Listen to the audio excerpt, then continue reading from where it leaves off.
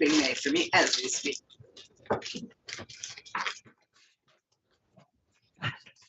In your life.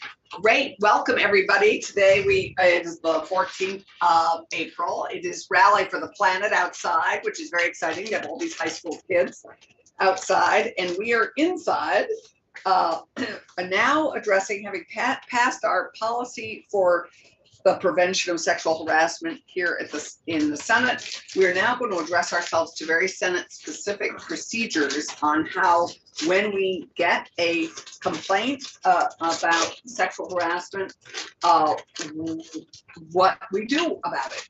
Quite honestly, I mean, that's sort of what we're dealing with. So we need to update the procedures, and so to do that, I am going to turn us to who wants to go first. John, you're on deck first. Yep. And Damien, I'm just here in case you have questions. So okay, great. So yeah. John, why don't you lead us off in this discussion? Does everyone have a copy? I brought extra copies in case. We do. I forgot my copy. Speaking of sexual harassment, I think I'm mixed up. Everybody all set? It's kind of a refresher from where we were at. This is the newer booklet. It has a table of contents at the beginning. The material you worked on so far this session is sort of the policy, which is the first few pages. We started reviewing last week. It starts on page 11, which is the procedures. We made it through quite a bit of it, and it's sort of dense, and some of it is not, but we made it through the pages 11, 12, and I believe through 13. And what you were really doing there is looking at the formal panel process, which included a filing. My copy ends at page 11. No, sometimes they're oh, you want to know why? I just have. You have the all old one. You have the old one here. Oh, Here. I can look it up online too. If there's the one I can use, I think I have one here, which I can read.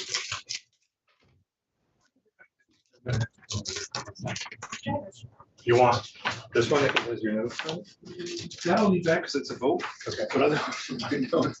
So generally speaking, we reviewed, or you reviewed last time, pages 12 and 13, which talks about sort of the formal process, how the panel is organized. And I believe we got to page 13, which was talking about the hearing itself. We may have made it only down toward Roman numeral 3 on page 14. Because that's again, that's where you actually have decided that it hasn't been formally resolved. You haven't been able to find a resolution. We found that there's at least preponderance of probable cause that the charges, if correct, might create a violation, and that you had to go and start drafting charges and actually do a formal hearing. And so that Roman numeral 3 talks about the panels drafting up a charges and then providing it both to the complainant and the respondent. You also would schedule a hearing, and that hearing notice would be provided to the party. And at that point, you also make sure that both sides have any investigative report that was done, whether that be done by an attorney or some sort of outside counsel. This is back to Senator White's sort of questions on who's notified when and where. And at this point, there's a notification to the pro tem about the conduct at issue, and that there have been charges drafted by the panel, and that there's a hearing scheduled. You'll note in here we still have the idea that it's both chambers are involved. As we redraft this, we'll clean that up so it just applies to the Senate. But the version you're currently looking at includes notification to the speaker as if it was the House panel doing it. The hearing itself is section C, and it talks about once they're drafted, the chair of the committee presides. It is it's a little bit like side judges. I don't really know if that's going to be a good analogy, but the presiding, the chair is the presiding officer with input from the side judges, which are all of you, like as the evidentiary hearing. So the chair presides. And then our office would provide assistance to the Senate panel with or without assistance from the legislative council, sort of advice, consent, and input. If there is a report that was prepared that's presented to the panel, you can contract with another person to do a prosecution. This really depends on how egregious, how involved the actual charges are. You have just kind of make sure I flag this for you. It is tough for you to both prosecute and be the judge. Right. And so that's why this gives you the opportunity, if it's something that you may want to make sure somebody else is doing, it's a prosecution, so you act more as a judge, then you have an ability to have somebody else come in and sort of do the prosecution, whether or not that would be an outside party, whether or not that would be someone, organization from the building. It's kind of left vague, but that is really so that you're not both prosecutor and judge by putting things on if need be. The complainant and the respondent both have the right to have an individual present with them. It's like a support person. That support person is not allowed to be a witness or testify, but they are there basically source for support. The respondent or both actually have an ability to have outside counsel if they want. The way the process has, I believe, my understanding from a couple of instances in the House is that sometimes ledge counsel will initially consult or help people that are respondents, but this people are not required to use individuals from inside the building. They have every right to have an outside counsel with them to represent them. It would never be Damien. Yeah. The reason is because Damien represents. He is our counsel. Well, he's, there's a mixed answer to that. I think I'll get this right. Generally speaking, Damien is definitely the counsel for the House panel. He's generally the Senate Secretary's office is the counsel for the Senate panel. I believe that if you had a full prosecution, I'd probably be discussing it, either individually or you would along with Damien, because I think they have a little more. My understanding is that maybe a little more experience in a couple of different avenues than we've had, so we would use the resources that Damien is appropriate, which I think is probably, but he's definitely the House counsel at this point, the way I understand it. Yeah. I'm sorry, that completely. They have a right to testify or not testify. Once again, that is supposed to be flexibility depending on what the circumstances are. There are some, I can give you some examples where it would be very minimal and some that would be very elaborate. And you have a right to testify if you want, both the complainant and the respondent. They have a right to ask for evidence to be presented, or their attorneys can also question witnesses. It is really a hearing, a full hearing. It's not quite as formal as a court procedures on the evidence, which would be on the next side, the evidentiary rule is, but it is a formal hearing where you all are the hearing officers or the panel listening to it. Next talks about joint panels. The setting of the hearing, it's closed. Sorry, is that in? That's the top of 15. Yeah. So that would be, if there is a joint panel, there are chairs in the House and there's chairs in the Senate, and the chair decides which of the two of the other in the room would be sitting on a joint panel for each chamber. That was drafted before, whether or not Two each or what? Two each, the way I read it. Each appoint two members of their panel. And the setting of the hearing is generally closed. If both parties want to have it open, they can. Remember, the victim can at any time jump out of this and go into the public, go somewhere else, bring a civil suit, go to some sort of civil rights debate, whatever but this is really trying to keep it as confidential, once more driving it as from the victim's perspective. That doesn't necessarily make it, I'm not sure it should be easy. The legislator is under a greater bind of secrecy working through this process, because you can enforce rules against each other. And so the idea is that it's private unless, the way it's worded is, unless both of them agree to make it public.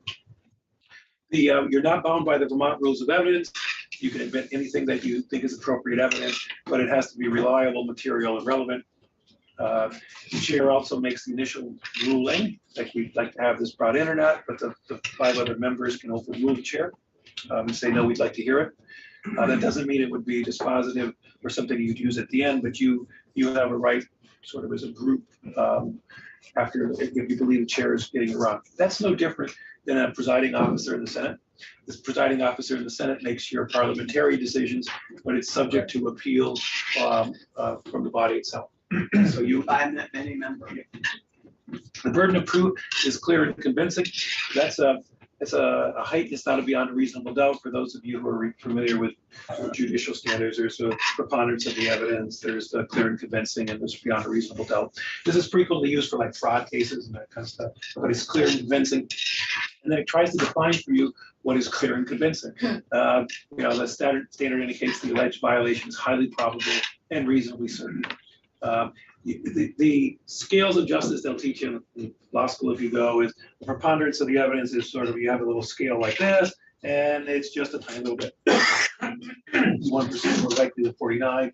Reasonable doubt is a much bigger one, and a preponderance, the clear and convincing is sort of somewhere in between. John, I don't see in here, but maybe it's in here, how the panel would decide that, like, is it a majority, is it unanimous? It is, so we can spell it out. I think the House spells theirs out. I'm not sure that you want to follow theirs. I think this is not any other committee. So it's a 6-member committee. If all 6 of you are sitting, it's going to have to be a 4-2. Right. Because you can't have a 3-3. It just goes without saying that it's majority vote. We don't have to say that. Remember, you're finding and making the determination that something's happened. You don't actually do the penalty, and so there is a sort of an appeal kick-up. Mm-hmm. You're doing the initial hearing and then saying, wherever it goes, that we have found this to occur, and it's no different than if you were sitting with side judges. That's kind of why I use that. There's a little difference. Or just any committee to vote something out needs a majority, so we don't need to say it here. That's my opinion, but if you decide you wanted to put it in as the majority of the quorum, you're welcome to. We would also use or apply the Senate rules to the committee process, just like you do regularly, along with Masons. And so that is, you have Majority of those present. but you have to have a quorum present. So you'd have to have at least 4 present. And you don't need 3. So. Okay. Got it. Great, thank you, John. So after you have the findings, the outcome, if you find by clear and convincing evidence that a violation occurred or did not occur, then you dismiss the complaint. And at that point you have an obligation. It is a little vague, to be honest with you, what the panel is, whether it's all 6 of you meet together or individually with the respondent and the complainant, or whether or not somebody's designated to go talk. But the idea is you give feedback and you explain to both parties sort of what's occurred and why. That's assuming there's different gradients of the type of behavior that could be looked at. And in that sense, it would depend a little bit on what the gradient is. It's the sexual harassment prevention panel. Oh, okay.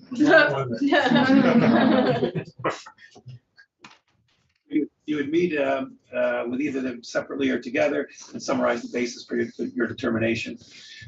You would also potentially provide a brief letter summarizing the panel's action. That would usually not include names or other identifying information. Once again, confidential. The parties can decide, or the complainant can bring it public anytime. That would then potentially be used as a summary when you do your report at the end. You're supposed to, if there's a full panel, there's a little more information that you provide in your yearly report. If you find by clear and convincing evidence that a violation occurred, this language talks about you imposing or recommending. You really don't have much ability to impose a sanction, but you could impose or recommend that there be some sort of training as you will work down through this. But you're not able to actually remove people from a committee or from leadership or from the floor or censure them. You would have to recommend it going up. I believe You have to recommend it to the Senate rules, and then they would act to bring it forward. So we, okay. and the Senate rules would rely very heavily, obviously, on our recommendation. And then even if you advised or recommended something like an expulsion, it still has to go to the full floor. You can't do the expulsion, neither can the rules committee. It has to go up to the full floor. Right. And then it kind of splits down as to who the respondent is. And so once you recommend it, if it's a regulated individual as a representative or senator, the corrective action may include counseling or training. removal from a committee or committee leadership, censure, or expulsion from a House or Senate panel. Has to do so pursuant to applicable policies and rules. That was actually a last sentence was a compromise between the House and the Senate. I believe at one point the House actually allowed the panel to do certain things, and so from our perspective, this allows you under policies and rules that you forward it on, so that it goes up to the rules committee. There's also at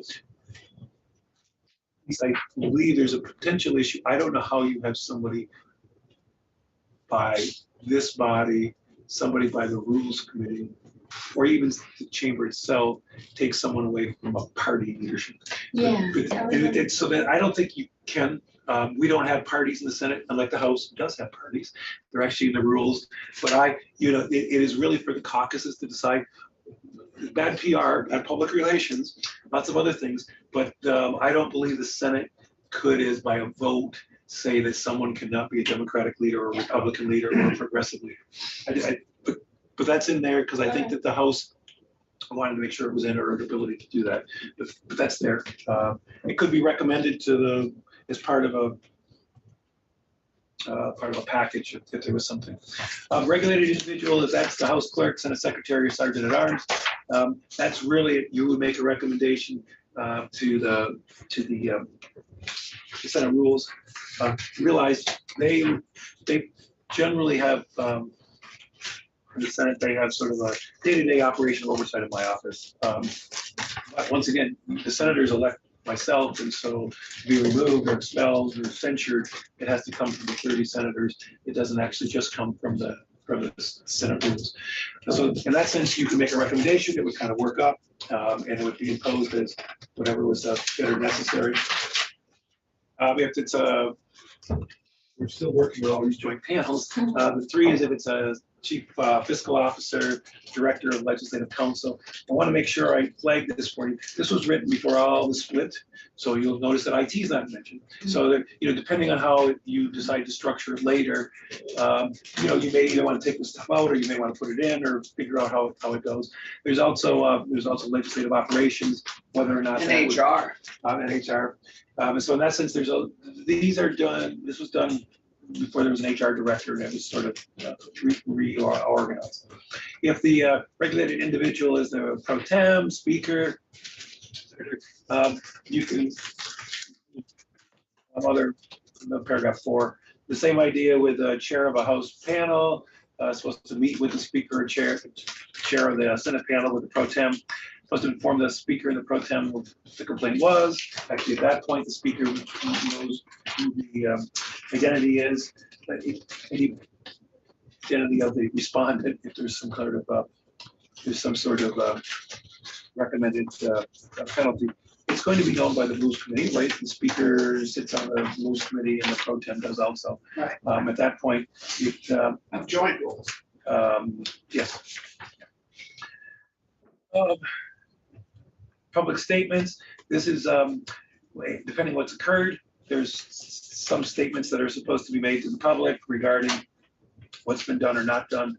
It does not talk about the identity of any of the complainant, but it's really a matter of when things are going to be done, like a censure or a removal or some kind of public reprimand. People are going to want to know, so there needs to be some sort of disclosure. You wouldn't be able to be on the Senate floor and vote to censure somebody without having a discussion of the reasons. And so there's going to have to be some sort of public information regardless. The time periods, you're supposed to do your work as quickly as possible. Recommended corrective action as quickly as possible. Under the confidentiality and maintenance of records, everything is construed as confidential within your records. Sounding like some of you remind like an LP that skips. So sounding a little bit like an They're older than you. yes, like an LP that skips. Remember, the complainant can always go public, but this committee and all of your staff are under duties to keep everything completely confidential. Same idea with the records are not subject to the public records. the maintenance of the records, if it has something to do with your panel, our office keeps them. If it's something to do with the House panel, it's kept by Ledge Council, which in this instance is Damien, I believe. And then if it's a joint panel, it depends on who chaired that panel. Which is something that, Do that. yeah, and so it's just kind of trying to keep it back. Whether it's the right way or not, that's sort of the way with the compromise That makes to sense. get us to a conclusion. Then there's the annual report that has to be done. This language, I think, as I mentioned to you, we changed before you had it approved last time because it used to have to be a joint report. And the House took that out. And so rather than keep it in where there has to be a joint report, we moved it down just so that your panel does a report once a year at the end of the session. So I think these are terrific. What you're proposing is that you tease out all the Senate pieces and that we just have a separate Senate procedural piece that we approve once or would you rather just us approve this now? I mean, I don't know. It's So pretty clear what Senate, what is. yeah, the House has different procedures now. Their From these. procedures, yeah, their procedures have changed. They're actually, my first meeting this morning was with the House panel working on their latest batch of revisions to their procedures. But they make a handful of revisions every year, it seems like, as they get, more experience and say, oh, well, this rule didn't work for us quite the way we hoped it would. So let's add in a new subsection. So for example, they added in an exception to the confidentiality requirements, allowing complainant to grant a limited waiver of confidentiality for purposes of working with the other panels if there's a complaint that falls under multiple panels' jurisdictions. Right. Things like that have just come up over time, but at this point, keeping the House pieces in there, you'd be referencing things that aren't necessarily the real rule at this point. Nothing's right or wrong. I would suggest that we put together like a little draft. There are a couple other things that may be my other version here that we talked about last time that you want me to kind of. So I will put together within the current framework, we'll clean it up so that you can have done something this year, and that I think that you may want to have a conversation with the House panel or at some point have Damien present their version. That may or may not occur before you adjourn this year, honestly. But at least you will have to put together the policy you want to use going forward. And then we could have that probably done by next Friday. By next Friday, we could be looking at just simply Senate specific procedures. Yeah, and the reason I say yes, and kind of hesitated, I want to talk to Damien to see what their thoughts are on joint panels, if they even have them in theirs anymore, because we may include something in here on the Well, joint panel. If the House, exactly. I don't know what we would do with the joint panel if we took it out. I actually think with the fluidity of the building and all the interactions that happen all over the place, that it makes some sense to have provisions for joint panels. I actually think it makes a lot of sense. I'm not sure, so we wouldn't take it all out, we would maybe put some suggestions to hopefully improve it. Right. Sounds good. And there may be other suggestions from the House procedures, if they have incorporated IT and HR in some of this in a way that we haven't yet, Damien, that you might share with John as good suggestions from their work. Mostly it was just adding the references to those offices. And also the House panel includes in their staff so the legislative operations, Lindsay, who Right.